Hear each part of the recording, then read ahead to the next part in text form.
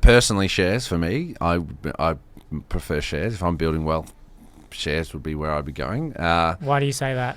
A few reasons. So holding costs, big one. I suppose the shares and property over the last 30 years in Australia have done very similar. So I think like 10-11% average over the last 30 years. So in terms of what's a better performing asset class, they're pretty much the same. So, and I don't think that's going to change with maybe a few of the things we'll talk about later. I'd say that it's probably going to stay the same. Yeah.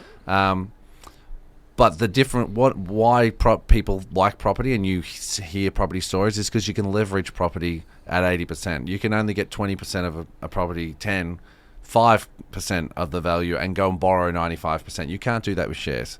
So if you could leverage shares the same way, shares would be better because shares don't have holding costs. Shares you can sell tomorrow. There's a myriad of reasons why shares would then be better. Yeah. But you can't leverage shares to the same level. You can leverage, there's things that you can do with shares, so you can still get margin loans, borrow money against a house that you've got. There is internally geared funds, so you can buy a managed fund that's already got 60% gearing inside it. Those, if you look at the US one over the last, I mean, these things are you can imagine.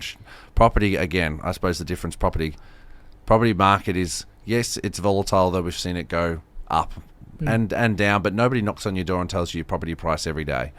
Whereas the share market does. So you can go open up the paper in the morning or get your phone out and it's like CBA's at $118. But nobody knocks on your door and says, I'll give you 1.3 today. And then the next day they knock and they say, I'll give you 1.25. Like that, you don't get access to that. So, which is good and bad, right? Good and bad. Well, it's good because then it takes away what a lot of people... It takes away a little bit of emotion when you buy a house, particularly because if it goes down $100,000, you don't really know because you're like, unless you've gone to an agent and said, give me an appraisal now.